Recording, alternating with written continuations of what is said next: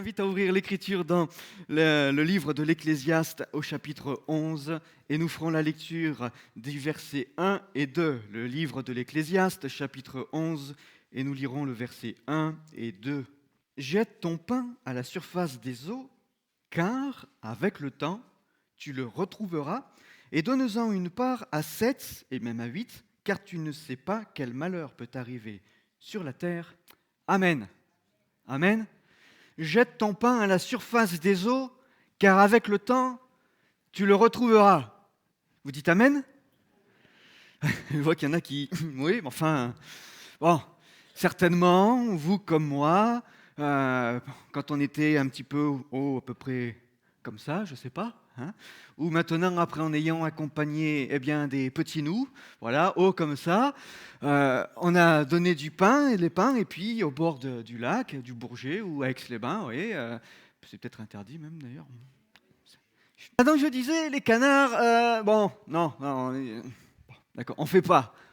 Fut un temps, ça se faisait, c'était peut-être pas déjà légal. Enfin voilà, on jette le pain à la surface de l'eau. Et puis, qui s'est dit, tiens, avec le temps, je vais le retrouver?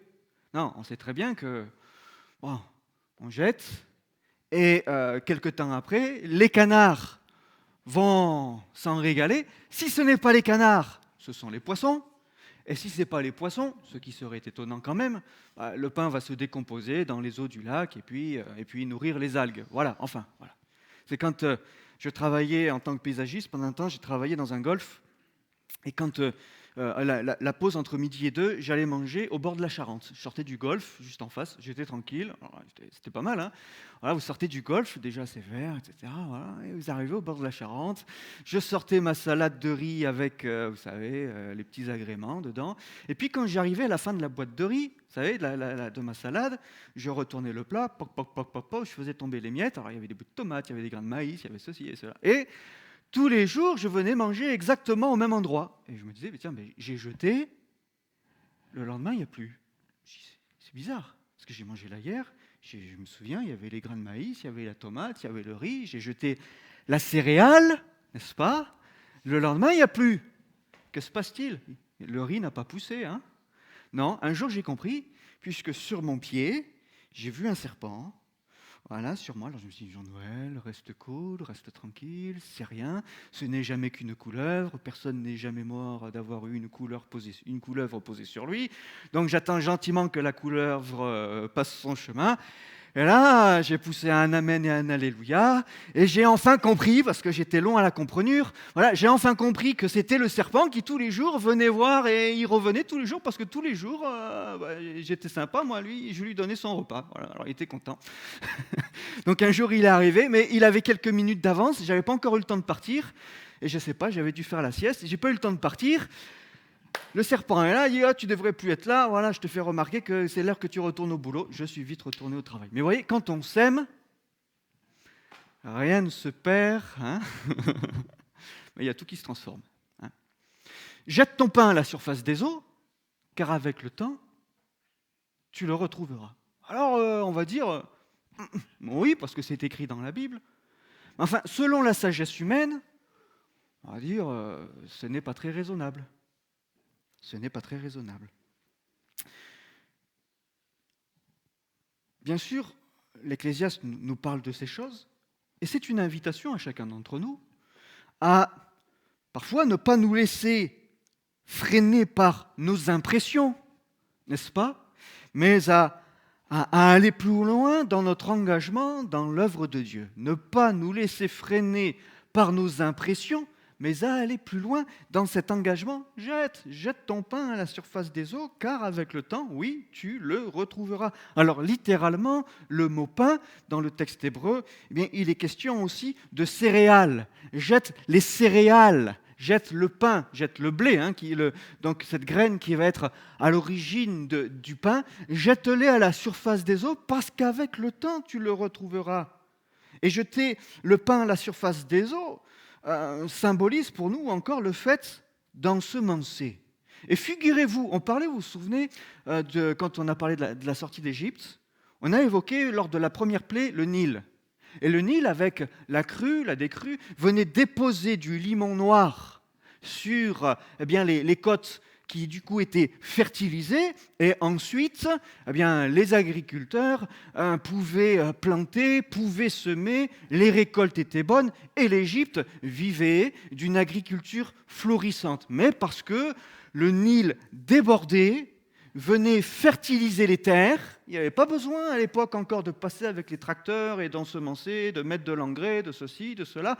La nature s'en chargeait et étaient plantés les agricultures et les champs là où, bien sûr, cela pouvait pousser naturellement. Alors, c'était valable au bord du Nil, mais c'était valable aussi au bord du Jourdain.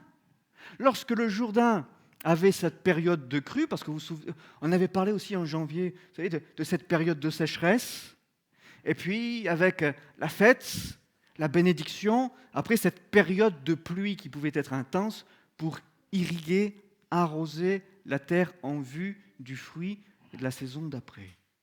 Mais le Jourdain venait lui aussi, à une certaine période donc, à déborder et à déposer là, pareil, sur les champs alentours, son limon. Alors que faisaient les agriculteurs? Ils venaient avec leur pain, leurs céréales, et pendant que l'eau était encore là, ils prenaient et ils jetaient dans les champs qui étaient inondés. Parce qu'ils savaient que quand l'eau allait se retirer, la semence, elle, allait être déposée, enrichie par le limon noir qui s'y est déposé, et puis ensuite, ça allait drainer aussi plus loin ces semences. Et, oh, surprise, on ne sait jamais, un jour, on retrouvera des pousses à des endroits auxquels nous n'y aurions pas pensé. Jette ton pain à la surface des eaux, car avec le temps, tu le retrouveras. Et voilà quelle était l'une des pratiques de l'époque. À la période de crue, on jetait les céréales, on jetait le pain, on jetait le blé à la surface des eaux pour qu'à la décrue, tout soit bien ensemencé, bien enrichi par les éléments minéraux et ainsi avoir une belle récolte. Bon. C'était une pratique en ce temps-là, comme il paraît qu'un fut un temps aussi, on avait le droit de jeter du pain au canard. Bon, oui, ça, c'était un autre temps. Alors bien sûr, nous avons cela aujourd'hui écrit dans la Bible. On se dit, jette ton pain à la surface des eaux, avec le temps tu le retrouveras. Bon, l'Ecclésiaste, il était un petit peu fatigué ce jour-là. Alors on nous dit que c'est la parole de Dieu. Mais comme c'est la parole de Dieu, et que toute l'Écriture est inspirée de Dieu et utile, alors on va dire, oui, bon, d'accord, mais qu'est-ce que ça veut dire? Qu'est-ce que ça veut dire? Parce que, d'une manière rationnelle, on peut dire que c'est quand même assez étrange. Et selon la sagesse humaine, c'est difficile de l'approuver. C'est difficile de l'approuver. Jeter son pain. Alors vous l'avez compris, puisque j'ai évoqué le cas de la semence, le blé.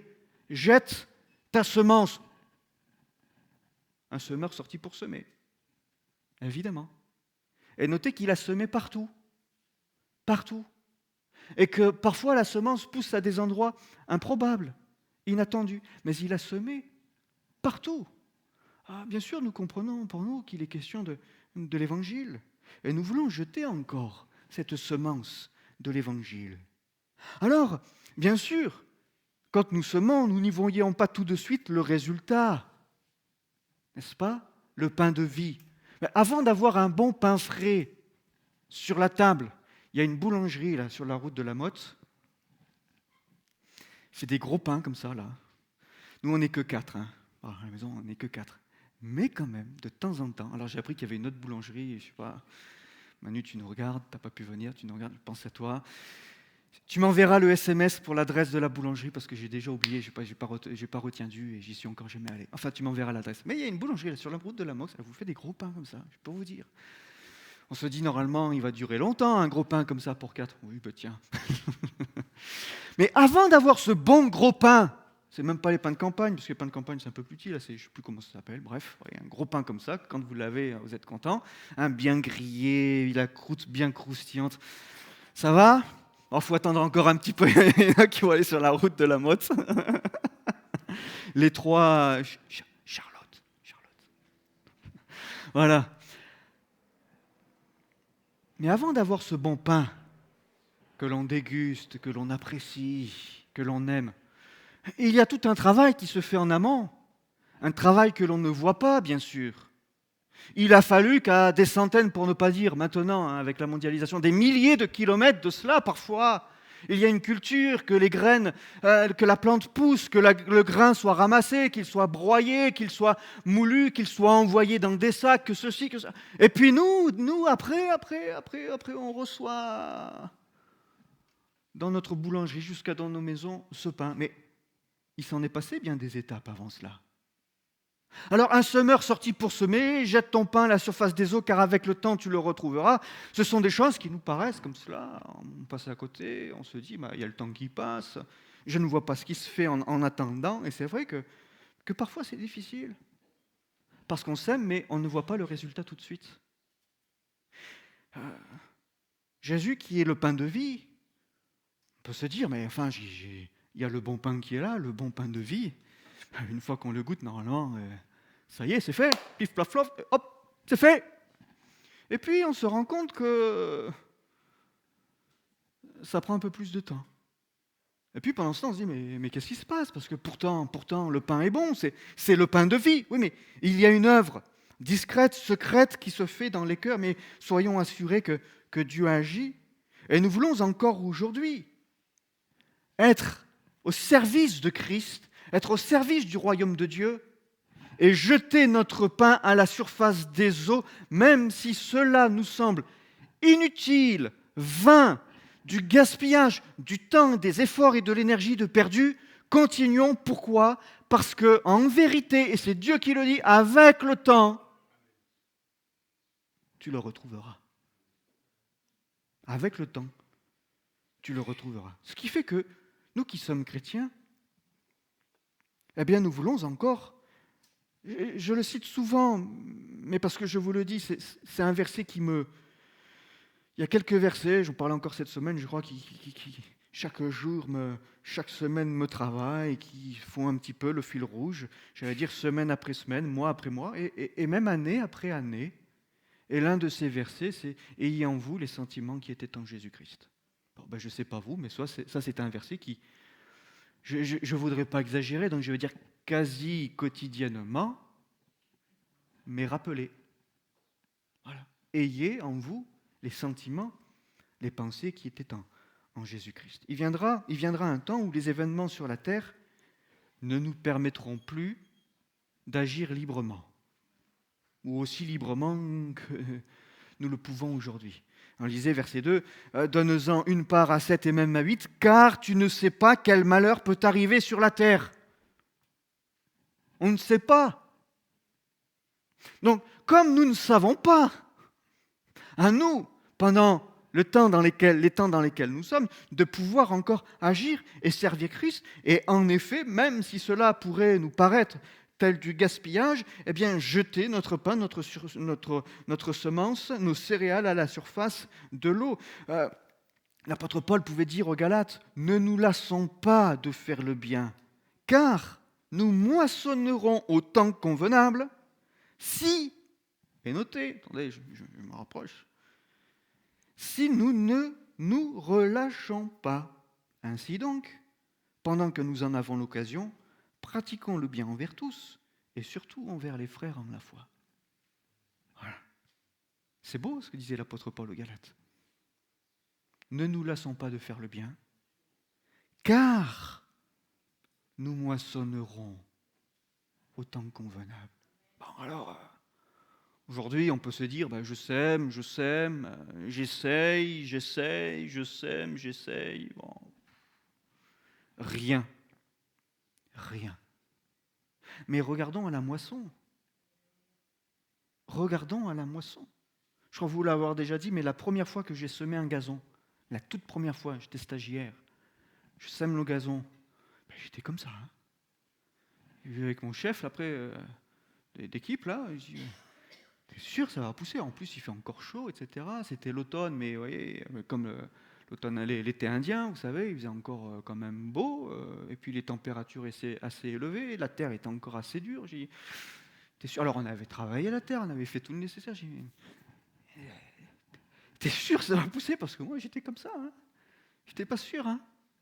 Il faut bien arroser quand même. Hein. Il dit, les clients, ils arrosent bien, j'espère, parce que sinon, on dira que c'est de leur faute. Hein. Oui, j'y repassais après. Quelque temps après, ça a poussé. Ça a poussé. C'est étonnant, n'est-ce pas? C'est étonnant. Mais ne nous lassons pas, nous moissonnerons au temps convenable, oui, à la condition que nous ne nous relâchions pas. Voilà. À nous de ne pas nous relâcher. À nous de continuer. C'est là notre responsabilité et bien sûr la responsabilité de l'Église. C'était à un conseil d'administration avec les frères, là, il y a quelque temps, je disais, donner, c'est investir, n'est-ce pas? Servir, c'est donner, c'est investir. Et nous voulons encore, c'est vrai, donner, jette ton pain, donne. Il est dit au verset 2, donne. Donner. On pourrait avoir l'impression que donner, c'est perdre. Mais là, il nous a dit que donner, ce n'est pas perdre. Donner, c'est investir. Et je pensais à cet exemple. Vous voyez? Tout à l'heure, il y a une enfant qui est venue et qui m'a dit, Jean-Noël, on pourra prier pour moi? On priera pour toi. Mais il y a un jour, un enfant, il est allé à la réunion. Et il y avait beaucoup de gens, il y avait une grande foule. Le prédicateur n'était autre que Jésus. Et à côté de lui, il y avait les disciples qui l'entouraient. Et puis, dans cette réunion qui a duré plus de temps que prévu, voilà que les gens commençaient à avoir faim. Et les disciples, ils font un petit peu le tour, ils essayent de jauger et d'estimer un petit peu ce qu'il y a dans l'auditoire. Alors, qui a quoi? Qu'est-ce que tu peux donner? Moi, c'est simple, regarde, les poches sont vides, il n'y a rien. Bon, et toi, et toi, et toi? Rien, rien, rien, rien, rien, rien. Et là, il y a un petit garçon. Un petit garçon. Il nous dit qu'il a 5 pains d'orge et 2 poissons. Alors les disciples, ils vont voir Jésus, bon, Jésus, tu sais, il n'y a rien. Tout le monde a faim, c'est l'heure. Ils lui ont pas dit comme ça, mais bon, Jésus, tu as un petit peu débordé. Bon, il y a la route du retour. Bon, voilà. Et en plus, on n'a rien. Si, bon, il y a bien un petit garçon, il a 5 pains d'orge et 2 poissons, mais enfin, Jésus, on ne peut rien faire. Renvoie la foule. Et donc, ils disent à Jésus, allez, oh, il faut que tu assumes maintenant. T'assumes. T'es long, t'assumes. C'est à toi de dire maintenant aux gens de rentrer chez eux, même s'ils ont faim et même s'il y en a qui sont trop fatigués pour faire la route du retour, le ventre vide. Débrouille-toi. Et Jésus qui fait non, non, non, ça ne va pas se passer comme ça. C'est pas comme ça.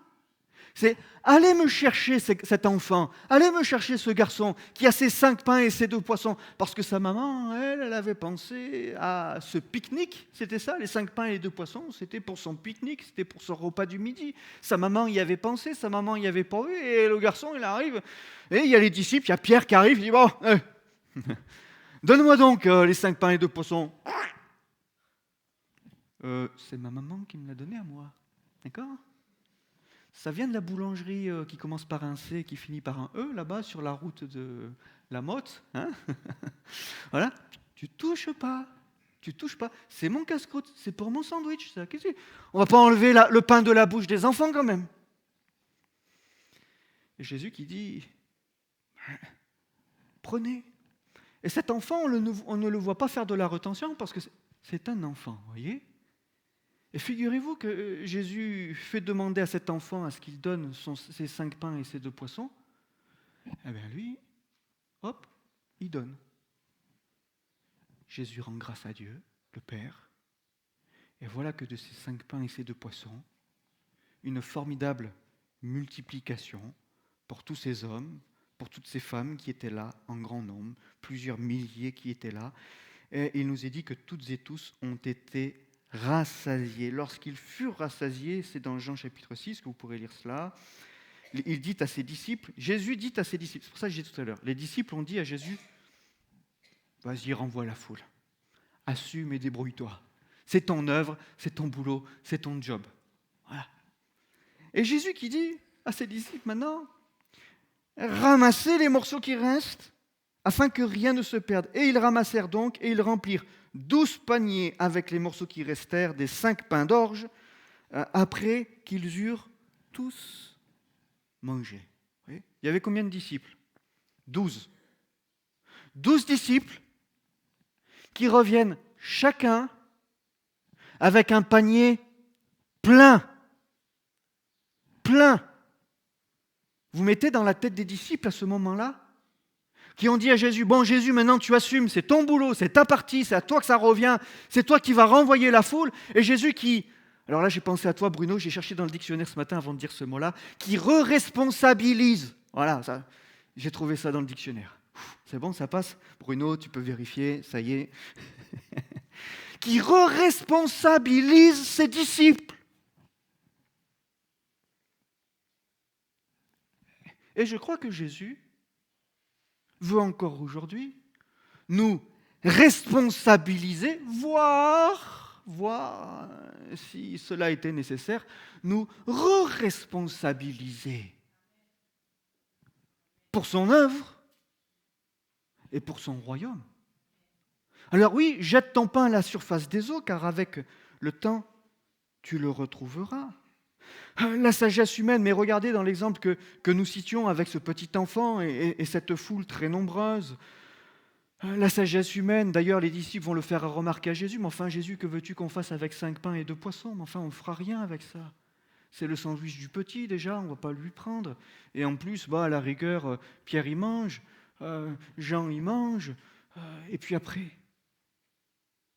Vous voyez, la sagesse humaine, elle est parfois vraiment différente de celle de Dieu. Et les disciples en sont témoins. Ils en sont témoins. Jésus qui va dire ramasser, et ils reviennent chacun 12 paniers. Et là, les disciples, ils ont compris la leçon.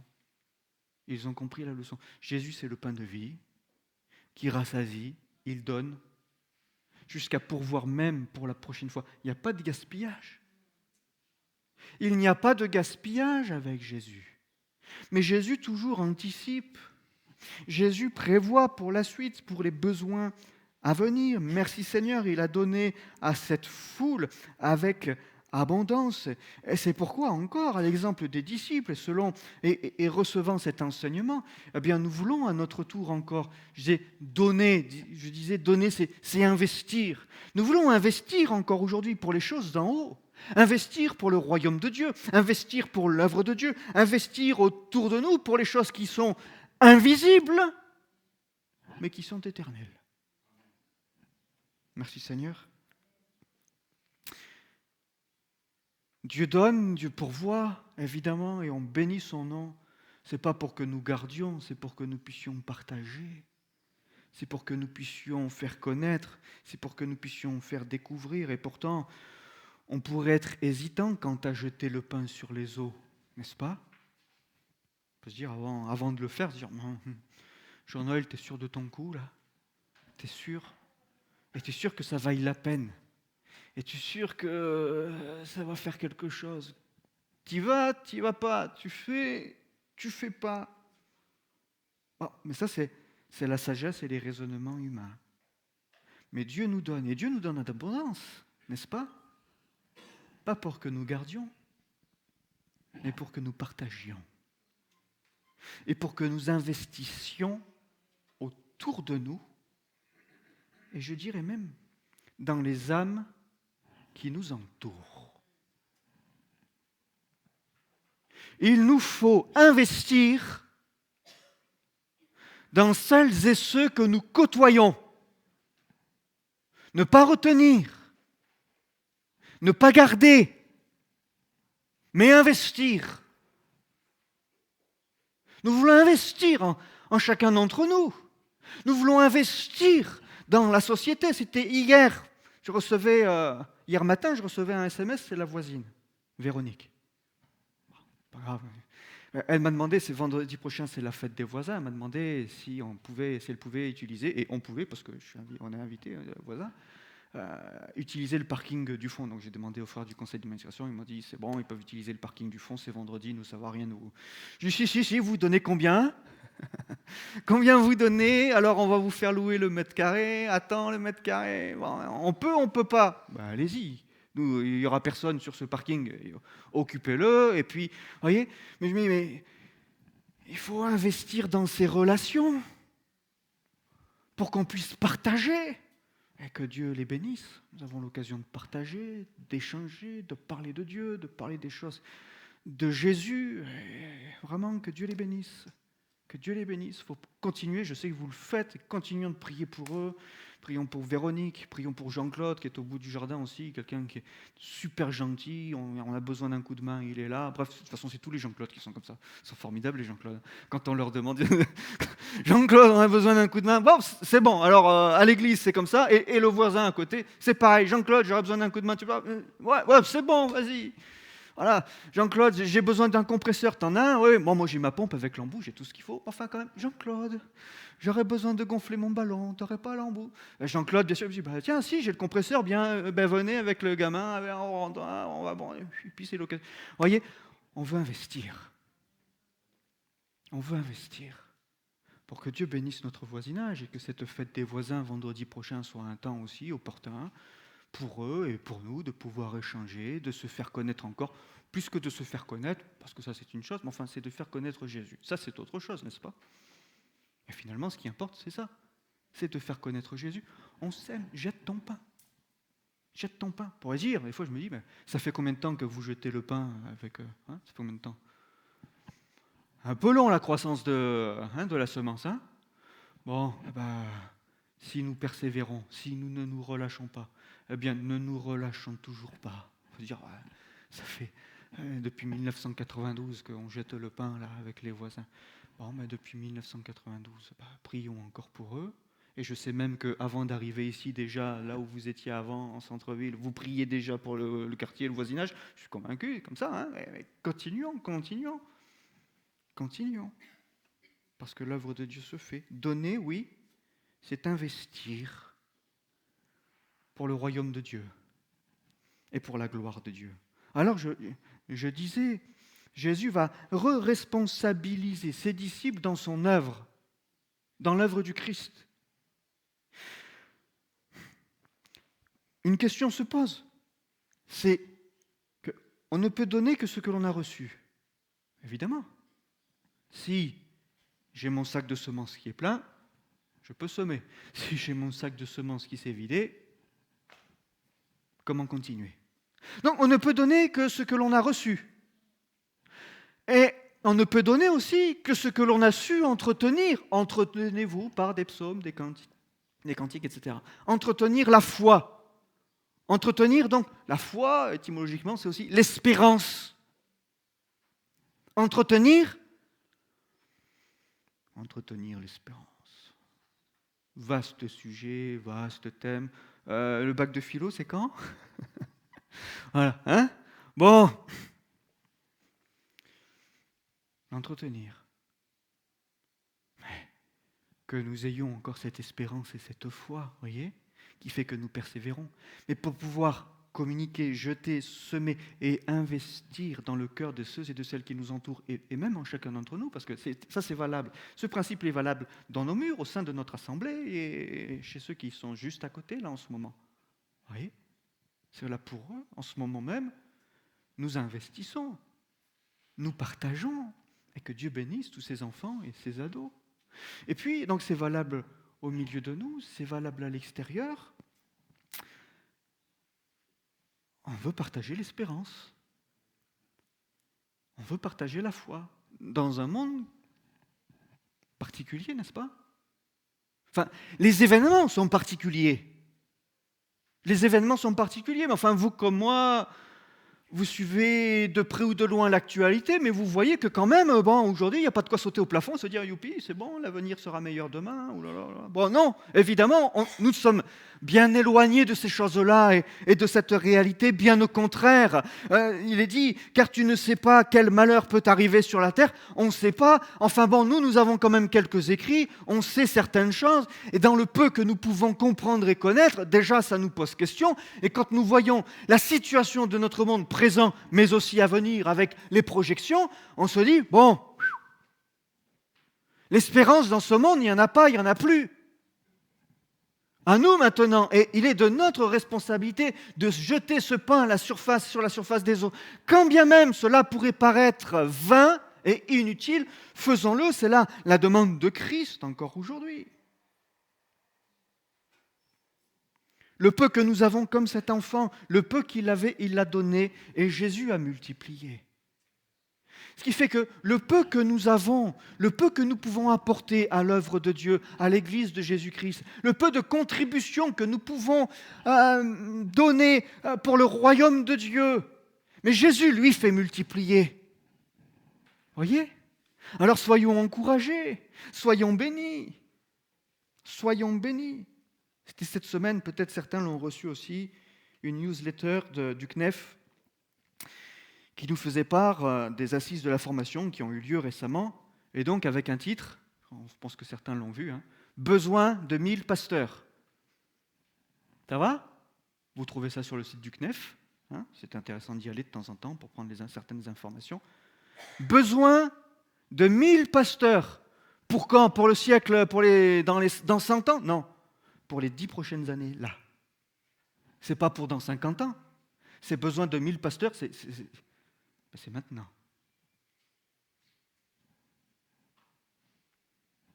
Oui. Donc, j'ai noté la donnée principale qui a probablement marqué les esprits et orienté ces assises, c'est le besoin de 1000 pasteurs formés, évidemment, au cours des 10 prochaines années pour renouveler le corps pastoral évangélique. Ce n'est pas simplement que dans les assemblées de Dieu. Les assemblées de Dieu, on suit la même tendance, voilà, un petit peu décalée, mais enfin la tendance est sensiblement, elle est la même. Besoin de 1000 pasteurs formés dans les 10 prochaines années. Vous voyez les défis là ? Vous voyez les défis ? Avec des pasteurs aujourd'hui qui, à l'âge de la retraite et après avoir servi, ne s'arrêtent pas. Alors ici et ailleurs, mais mon père c'est pareil, il joue les prolongations. Voilà, parce que les besoins sont là. Parce que les besoins sont là. Et parce que il y a des manques qui sont là. Aujourd'hui, pour aussi un titre informatif, mais dans notre mouvement, nous avons réalisé aussi, déjà il y a quelque temps, ce besoin cruel, parce que les besoins sont là. Et à un moment donné, ça nous amène à réfléchir. Et nous avons entamé déjà il y a quelque temps, et là c'est en cours, ça y est, ça commence, une réforme quant à la formation des stagiaires et des pasteurs. Voilà, il y a une réforme. Parce qu'il nous faut revoir, il nous faut réfléchir tout à nouveau, parce qu'il y a eu des fonctionnements qui ont été faits à la naissance du mouvement des Assemblées de Dieu de France, mais il y a eu évolution depuis du mouvement de l'Église, et puis des règles, et puis des lois, et puis de ceci et de cela, qui fait qu'aujourd'hui, il faut revoir tout le principe de formation pour accompagner au mieux, et pour que les assemblées, les églises, aient des pasteurs, mais il n'est pas simplement bon et bien de recevoir des pasteurs dans une église, n'est-ce pas ? C'est important, c'est nécessaire, évidemment. Mais il me semble que ça, doit être le cœur aussi de chaque église. C'est d'envoyer des pasteurs. C'est d'en envoyer. C'est que dans nos églises, on donne, on investisse dans ces enfants qui sont à côté. Seront-ils pasteurs ? Y aura-t-il des pasteurs ?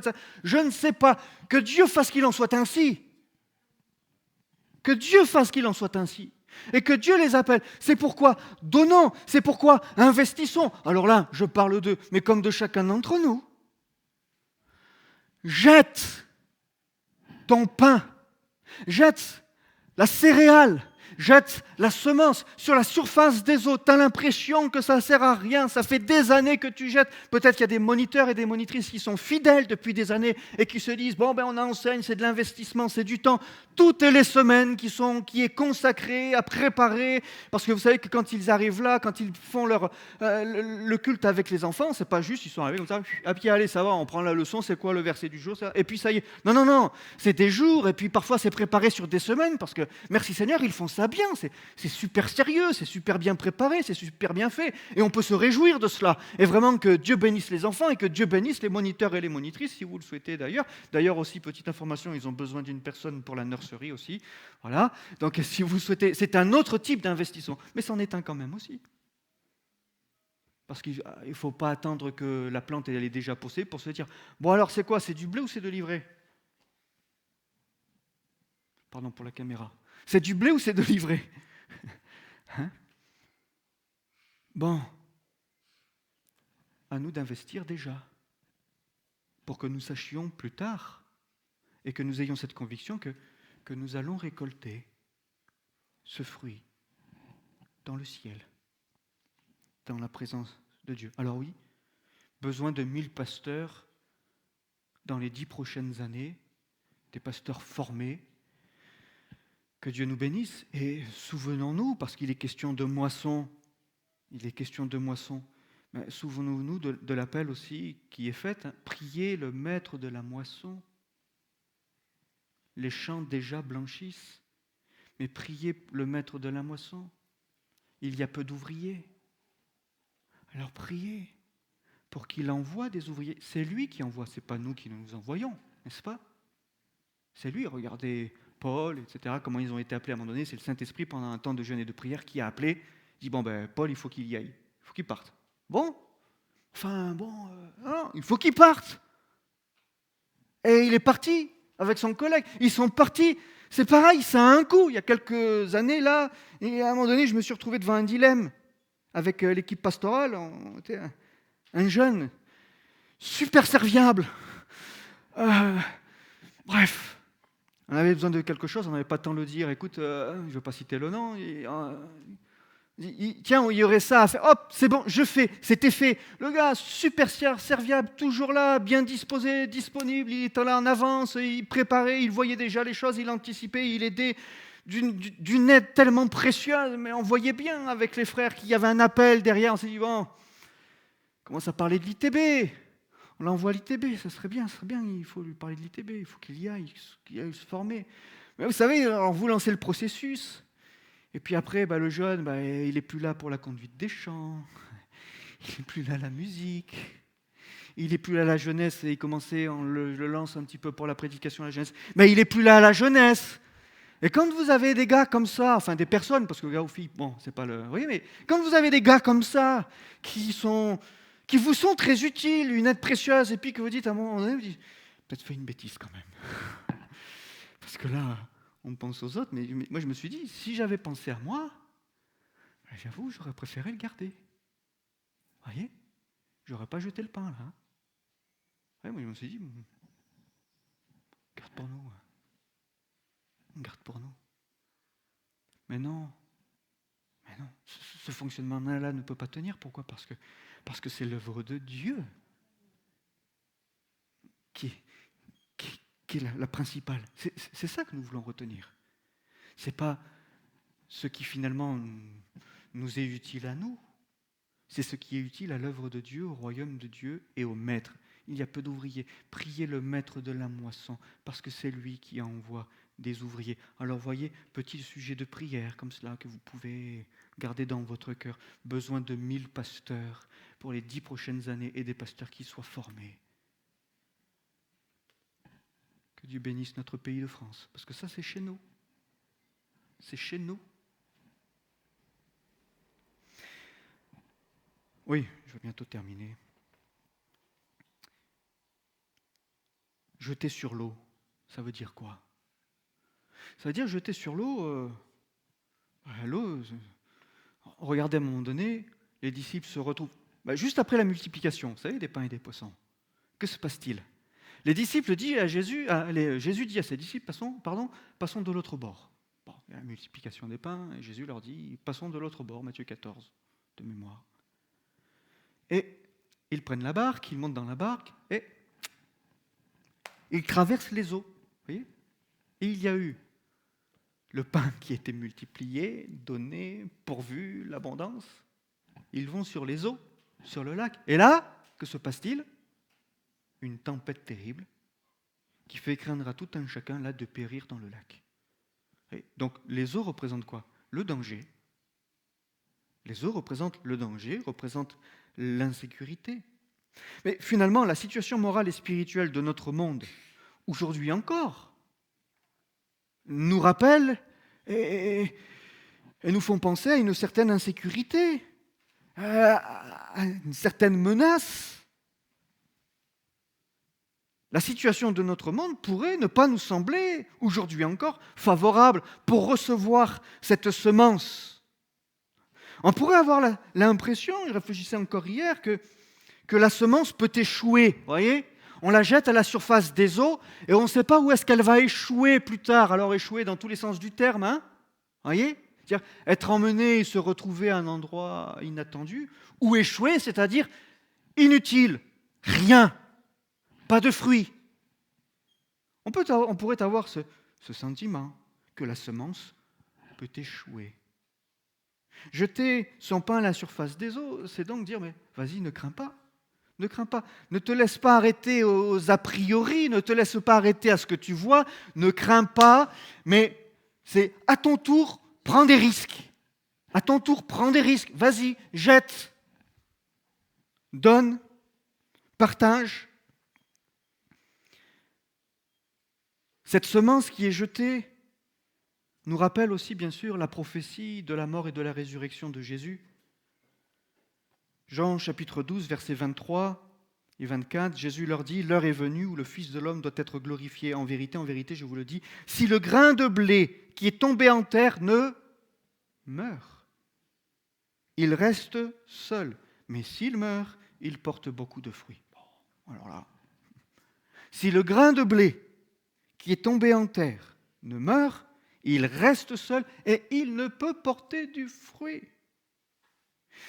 La mort de Jésus était nécessaire. Sa mort et sa résurrection étaient nécessaires pour la vie, la sienne, n'est-ce pas, hein, déjà, et puis la nôtre. Parce que maintenant, il n'est plus seul. Le Christ a été glorifié et élevé dans le ciel de gloire, mais maintenant, sur la terre, il y a des petits Christ. Et vous vous souvenez que c'est à Antioche que furent la première fois appelés chrétiens les disciples de Jésus-Christ. Pourquoi ? Parce qu'en eux a été reconnu les valeurs et les sentiments, les pensées qui étaient en Jésus-Christ. Donc, on les a appelés chrétiens. Et ce ne sont pas les chrétiens qui se sont appelés eux-mêmes chrétiens. C'est les non-croyants qui ont dit d'eux, ces gens-là, ce sont des chrétiens. C'est-à-dire, ce sont des petits Christ. Ils sont huileux, ils sont oints, de la même manière que l'a été Jésus. Ainsi, Jésus ne reste pas seul, mais il y a une multitude d'hommes et de femmes, jeunes et moins jeunes, qui lui ressemblent, comme nous disait l'évangéliste Jean au chapitre 12. Voyez ? Et ainsi, Jésus-Christ lui-même sème. Un semeur sorti pour semer, jusqu'en sa voie, la semence est arrivée. Un autre exemple, je vais bientôt conclure. Parce que parfois on se dit, ouais, bon. Je pensais encore, en réfléchissant à ce texte, à Étienne. Vous voyez ? Acte 6, Étienne, il est appelé, il est choisi comme diacre, et puis vous connaissez la suite. Acte 7, il jette son pain. Acte 7, c'est un texte particulier quand même, hein, n'est-ce pas ? La fin... On en parlait, je crois que c'était cette semaine, hein, on parlait d'Étienne. Vous connaissez la fin. Mais cette prière d'Étienne, qui, dans les derniers instants de sa vie, vous voyez, dans les derniers instants de sa vie, regardez les sentiments qui étaient en son cœur, où il dit, « Père, pardonne-leur », parce que bon, ça se passe ce qu'ils font. Enfin, ils sont en train de lui jeter les pierres, ils sont en train de le lapider, et lui qui dit encore, « Père, pardonne-leur, car ils ne savent ce qu'ils font », tiens, c'est la même prière qu'avait fait Jésus lorsqu'il était sur le bois du calvaire mourant. Père, pardonne-leur. Et vous savez, je crois que c'était le pasteur dimanche dernier qui nous rappelait ces choses, que Saul de Tarse a validé, c'est lui qui a validé la lapidation. C'est lui qui a reçu les vêtements de la foule, c'est-à-dire que la foule s'est retournée vers Saul. Saul, on peut y aller ou pas? On a les munitions là. On peut y aller? Saul, allez-y. Et voilà que la foule, sur l'acquiescement, l'approbation de Saul de Tarse, va lapider Étienne. Et Étienne qui voit le Fils de l'homme debout à la droite de Dieu pour lui, et vient le chercher, il vient le prendre avec lui. Merci Seigneur, pour qu'il rentre dans son repos et dans sa paix. Mais acte 9, il se passe quoi? Ce même Saul de Tarse, sur le chemin de Damas, va rencontrer Jésus et quelque temps après se convertir à Jésus-Christ. Voyez? Si le grain de blé ne tombe en terre et ne meurt, il ne reste seul, il ne peut porter du fruit. Mais s'il meurt, alors il porte du fruit. Nous voulons encore, jeter, donner. On a l'impression de perdre, mais en vérité, jamais nous ne perdons. Et je dirais, il n'y a pas de cause perdue pour Dieu. Même un Saul de Tarse s'est converti à Jésus-Christ. Un Saul de Tarse, vous vous rendez compte? Qui aurait misé sur cet homme? Qui aurait cru qu'un jour, un tel homme puisse se convertir à Jésus-Christ? Dieu a su toucher son cœur. Pourquoi? Parce qu'avant, il y a quelqu'un qui a jeté son pain. Il ne savait pas ce que ça allait donner. Il s'est dit, c'est terminé, là. Vu comment? Non. Il a jeté, il a semé, il a prié, et l'œuvre de Dieu s'est faite. Merci Seigneur, je termine. Mais simplement vous dire que donner, oui, c'est vrai, c'est investir. On le disait, et c'est quoi investir? C'est l'assurance pour l'avenir. Voyez? C'est l'assurance pour l'avenir. Et c'est ça qui nous motive. C'est ça qui brûle dans nos cœurs. Nous ne savons à quel moment le malheur dont il est question dans le verset 2 arrivera sur la terre, bien sûr, mais en attendant, nous savons une chose, c'est que Jésus est à la porte. Ça, frères et sœurs, nous le savons, vous le savez, Jésus est à la porte. C'est pourquoi, responsabilisés tout à nouveau par le Maître, encore, nous voulons compter nos jours, bien sûr, et être utiles pour son œuvre et pour son royaume. Je sais que vous dites Amen à cela, on va prier. Viendra un temps où le fruit sera récolté et notre récompense sera dans le ciel, la foule nombreuse.